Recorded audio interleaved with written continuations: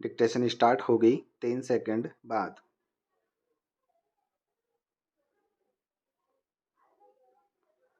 Start.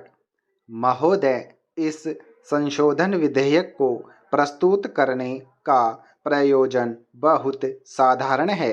इस सभा को यह सुनकर आश्चर्य होगा कि कितने लंबे समय से संवैधानिक विभेद केवल संबंधित लोगों को ज्ञात कारणों से होता चला आ रहा है।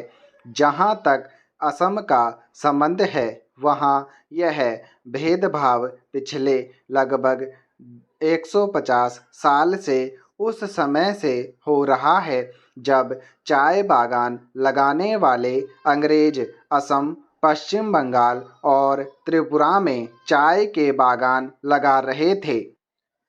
उस समय उन्हें चाय के बागानों में काम करने वाले कर्मकारों की आवश्यकता थी। वे इन लोगों को उड़ीसा, झारखंड, छत्तीसगढ़ तथा मध्य प्रदेश से वहां लेकर गए थे। उसके बाद सौभाग्य से हमारे देश ने 1947 में स्वतंत्रता प्राप्त की और जब संविधान बना तथा अनुसूचित जातियों और अनुसूचित जनजातियों के रूप में समुदायों का वर्गीकरण किया गया, तो उस समय इन लोगों को जो असम, त्रिपुरा और बंगाल के चाय बागानों में काम करने गए थे और जिन्हें अपने मूल उड़ीसा राज्य में, मध्य प्रदेश के एक भाग में, छत्तीसगढ़, झारखंड और आंध्र प्रदेश के एक भाग में और अविभाजित दक्षिण बिहार में भी अनुसूचित जातियों तथा अनुसूचित जनजातियों के रूप में वर्गीकृत कर दिया गया था। पश्चिम बंगाल सरकार तथा त्रिपुरा सरकार द्वारा अनुसूचित जातियों तथा अनुसूचित जनजातियों के रूप में वर्गीकृत किया गया था और ये लोग संविधान के आरंभ से ही अनुसूचित जातियों तथा अनुसूचित जनजातियों के दर्जे का लाभ प्राप्त कर रहे थे। पश्चिम बंगाल और असम के बीच संकोश नदी की है। इस नदी के एक तरफ रहने वाले लोगों को अनुसूचित जातियों तथा अनुसूचित जनजातियों का दर्जा प्राप्त नहीं है। सर्वसाधारण का मांग के आधार पर असम सरकार ने भारत सरकार से सिफारिश की है कि संविधान में संशोधन किया जाए और इन लोगों को अनुसूचित जातियों तथा अनुसूचित जनजातियों का दर्जा दिया जाए। अभी तक ऐसा नहीं किया गया है। इसलिए मेरे लिए इस सभा के समक्ष यह विधेयक प्रस्तुत करना तथा सरकार से यह आग्रह करना जरूरी हो गया है कि संविधान में संशोधन किया जाए तथा संवैधानिक विभेद के कारण इन लोगों को अगले 50 वर्ष तक वंचित न रखा जाए। इन सभी क्षेत्रों से लोगों को ले जाया गया और वे भी जीविकोपार्जन की आवश्यकता तथा जिंदा रहने की इच्छा के कारण समुद्र पार के देशों में गए तथा आर उन देशों में समुदायों को आज भी देखते हैं। उनमें से कुछ भारी संघर्ष के बाद वहाँ संपन्न हो गए हैं और ब्रिटिश गुयाना में तो भारतीय मूल के प्रधानमंत्री हुए हैं। उनमें साहित्य के क्षेत्र की विश्व में जानी मानी हस्ती, नोबेल पुरस्कार प्राप्तकर्ता B.S. नायपाल जैसे महान लेखक हुए हैं। पैरा। दशहरे का उत्सव शक्ति और शक्ति का समन्वय बताने वाला उत्सव है। नवरात्रि के 9 दिन जगदम्बा की उपासना करके शक्तिशाली बना हुआ मनुष्य विजय प्राप्ति के लिए तत्पर रहता है।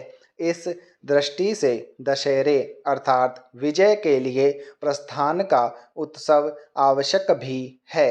भारतीय संस्कृति सदा से ही वीरता व शौर्य की समर्थक रही है। प्रत्येक व्यक्ति और समाज के रुधिर में वीरता का प्रादुर्भाव हो के कारण से ही दशहरे का उत्सव मनाया जाता है। यदि कभी युद्ध अनिवार्य ही हो तब शत्रु के आक्रमण की प्रतीक्षा ना कर उस पर हमला कर उसका प्रभाव करना ही कुशल राजनीति है। भगवान राम के समय से ही यह दिन विजय प्रस्थान की प्रतीक निश्चित है। भगवान राम ने रावण से युद्ध हेतु इसी दिन प्रस्थान किया था। मराठा रत्न शिवाजी ने भी औरंगजेब के विरुद्ध इसी दिन प्रस्थान करके हिंदू धर्म का रक्षण किया था। भारतीय इतिहास में अनेक उदाहरण हैं जब हिंदू राजा इस दिन विजय प्रस्थान करते थे।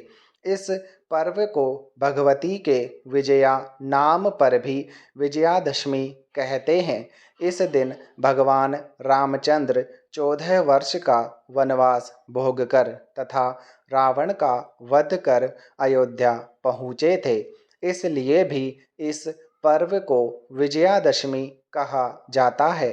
ऐसा माना जाता है कि आश्विन शुक्ल दशमी को तारा उदय होने के समय विजय नामक मुहूर्त होता है। यह काल सर्व कार्य सिद्धिदायक होता है, इसलिए भी इसे विजयादशमी कहते हैं।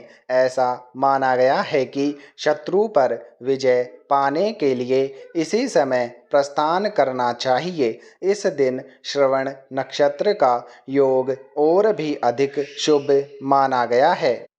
युद्ध करने का प्रसंग न होने पर भी इस काल में राजाओं को सीमा का उल्लंघन करना चाहिए। दुर्योधन ने पांडवों को जुए में पराजित करके 12 वर्ष के वनवास से साथ 13वें वर्ष यदि उनका पता लग जाता तो उन्हें पुनः 12 वर्ष का वनवास भोगना पड़ता।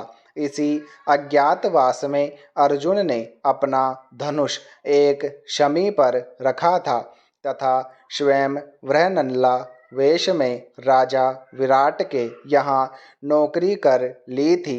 जब गोरक्षा के लिए विराट के पुत्र धृष्टद्युम्न ने अर्जुन को अपने साथ लिया तब अर्जुन ने शमी वृक्ष पर से अपने हथियार उठाकर शत्रुओं पर विजय प्राप्त की थी। विजयादशमी के दिन भगवान रामचंद्र जी ने लंका पर चढ़ाई करने के लिए प्रस्थान करते समय शमी वृक्ष ने भगवान की विजय का उद्घोष किया था। विजय काल में शमी पूजन इसीलिए होता है। स्टॉप।